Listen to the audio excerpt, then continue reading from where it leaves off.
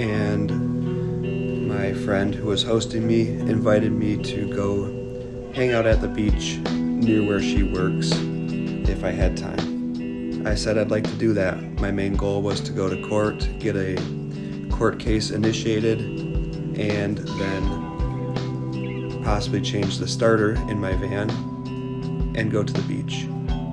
But I got distracted by an email that I had received the previous day from Progressive Insurance, which is not the insurance company that I was starting a small claims case against in Florida.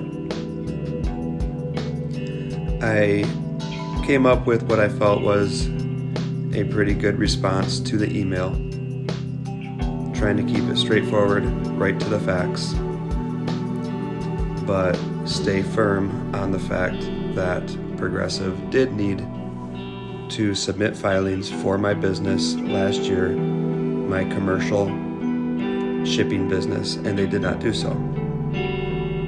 But then I got distracted by going back through it.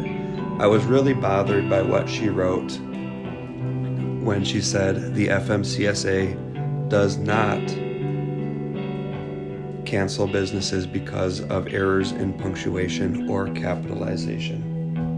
I have a phone call from the FMCSA, actually made by me to the FMCSA, that states very clearly that that is why they canceled my business. It was due to a very minor correction of my name. It was a correction made by the FMCSA, which caused them to classify the change as a new name change, which required new insurance filings to be submitted.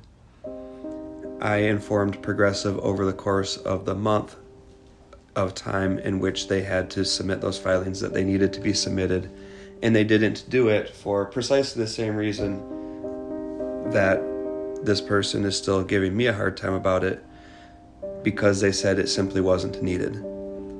Well, Progressive doesn't decide if it's needed or not. The FMCSA decides if it's needed, and the FMCSA said that it was needed. And I relayed that information to Progressive, and because they didn't think it was needed, they didn't do it.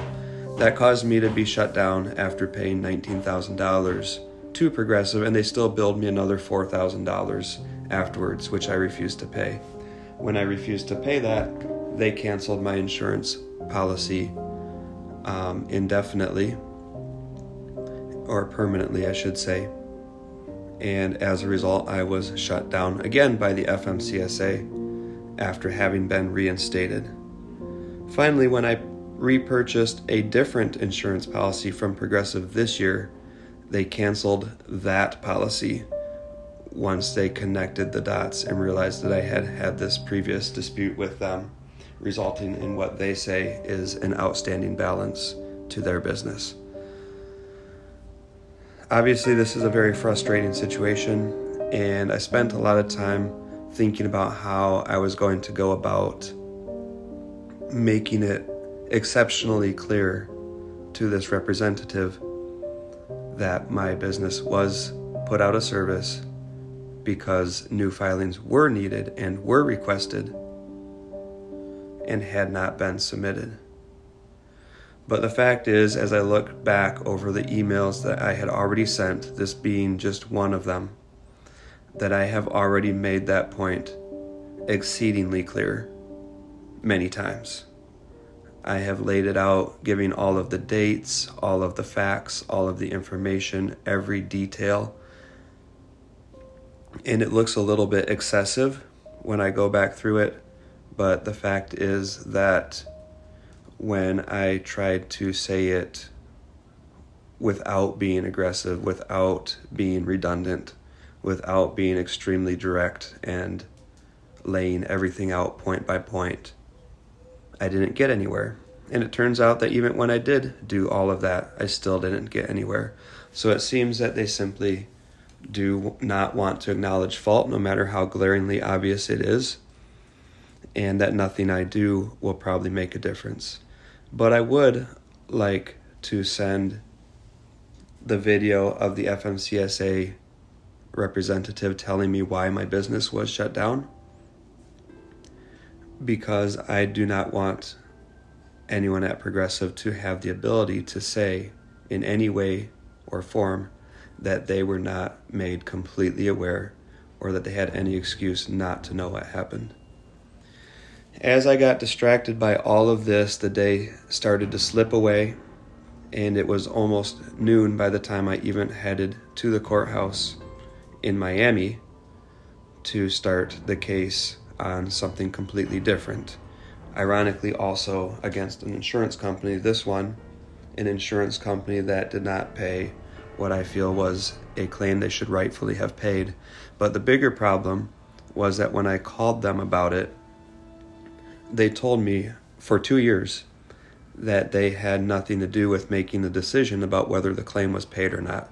They said that my financer made the decision about the claim and they just either paid it or didn't pay it based on what the financer told them to do.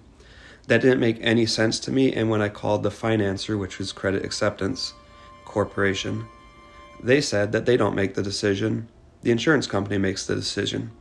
That made a lot more sense to me. Why would the insurance company not want to make the decision about whether they paid out on a claim? And finally, after 2 years of calling them and having them tell me that they don't make the decision, finally, when I made one last recorded phone call, they told me that they do make the decision. At that point, I felt it was in my best interest to go to court, and that's why I was in Miami initiating a small claims case. By the time I finally got going on that, though, it was later, much later in the day than it should have been, and I felt like I had wasted a good portion of my day in this fruitless pursuit of trying to get Progressive to see the facts or be reasonable. And as a result, I ran out of time in the day to have the summons, to deliver the summons to the sheriff who actually needed to deliver it to the defendant.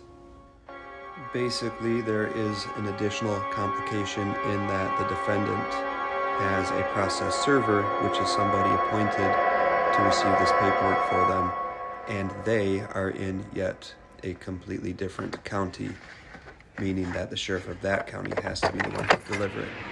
I ran out of time to do that. I took my friend to the airport instead, since I only had time to do one or the other. She's flying back home to Michigan. On the way back, I was absolutely famished, and I saw this Chinese restaurant.